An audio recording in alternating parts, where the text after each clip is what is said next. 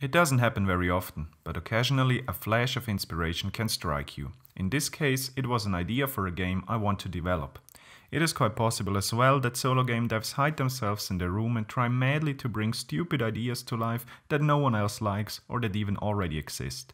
Therefore, I start a devlog about my game right now, to share the process and get opinions from you all out there in the internet to judge and help me maneuver this ship towards the blessed port of a potential release. I'll upload a new devlog video each month, giving me enough time to work on the game while I'll post more frequently on social media in between. Well then, hope you find it interesting to follow a random guy you've never heard of on his indie game journey. You see, I'm a lousy salesman, and should you ever have questions about anything, don't hesitate and ask me in the comments. So here's episode 1 on the devlog, the backstory.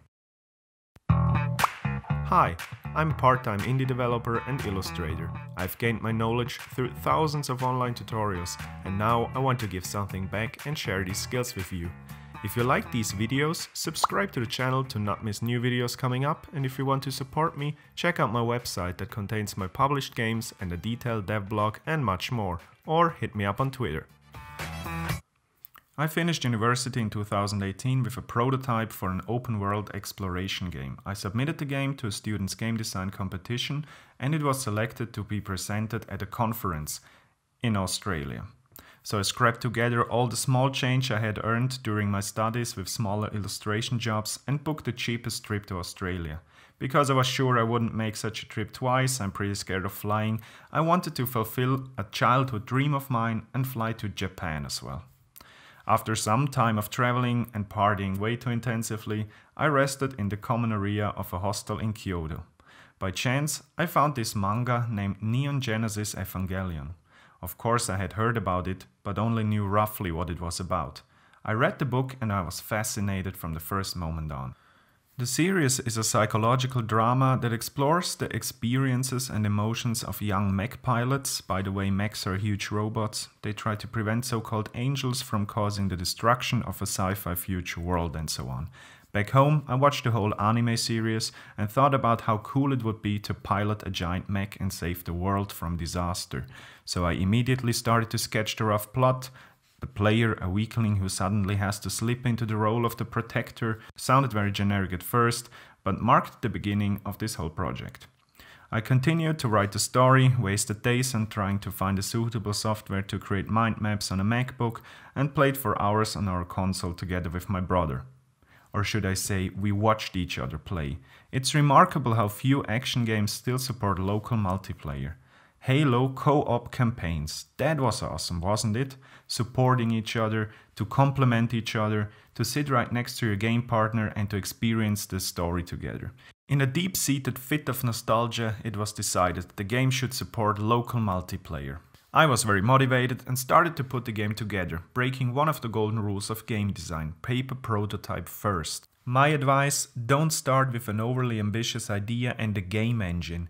Sketch your game idea, the world, the elements, the rules, feedback, concept, etc. first in the form of an absolutely rudimentary paper prototype. If you know your game's core parts, you can always add more to them in any direction. The crucial keyword is fun. As I mentioned, I ignored this rule and created everything in Unity right from start. It took me days to integrate all the already overly detailed game elements, like the player, into a test scene within the engine. I threw myself into tiniest details instead of elaborating the core mechanic. I mean, I tried for 3 days to adjust the position of the mech's feet to the shape of the ground. Anyway, even though I learned a lot while making this first prototype, it was simply a too ambitious test. I found out that Unity's high-definition render pipeline, HDRP for short, was too performance demanding for my system and hardly added any value to the game.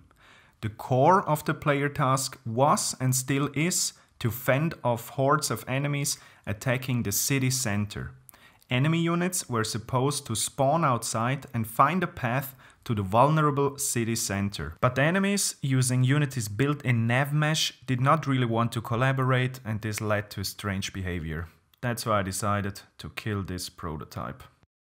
I finally realized I should do a paper prototype. Nope. I started dealing with Unity's back then fairly new ECS system. If you've never heard of ECS, it stands for Entity Component System and it's part of Unity's new data-oriented technology stack, short DOTS. ECS and DOTS can deliver unbelievable high performance for games on low-end devices as well, exactly what I had hoped for. I followed several tutorials from my favorite YouTube channels, which I also present you in my top 10 videos, so go check that out for more information. In the end, I had this. It may not look like much, but the modifiable grid with ECS performance should allow what I didn't manage in the first attempt. Solid and fast pathfinding for enemy units. Again, I learned a lot in the following weeks and built an interactive and editable city generator, with which a city can quickly be manually or randomly generated within the Unity editor. It contained, I think, 5 or 6 building models and you could actually enter the city and play in it. I added a simple shooting mechanic to interact with the destructible buildings and even destructible building fractions. After that, I made a longer break to update my already released game Country Ball Potato Mayhem. You can download it for free, the link is in the description. When I came back to the mech project just about 2 months ago, I realized I took the wrong path again. The whole ECS dot stuff was way too complicated for me to invest more time into it.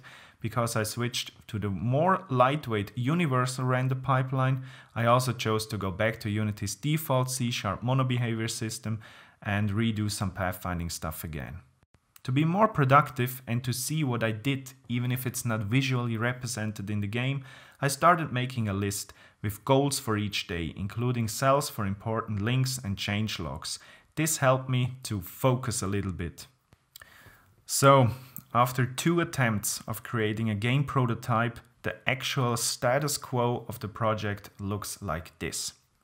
2 players, each can choose a mech and its color, and split screen is working.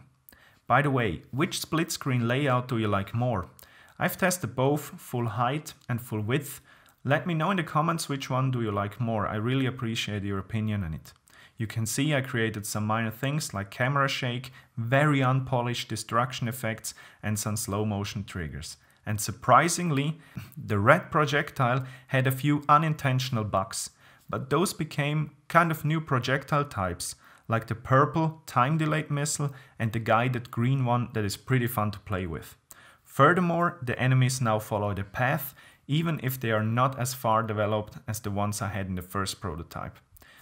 Alright, and to sum it all up, here's what we've got right now. Some editable city maps, pathfinding, a character and destructible buildings.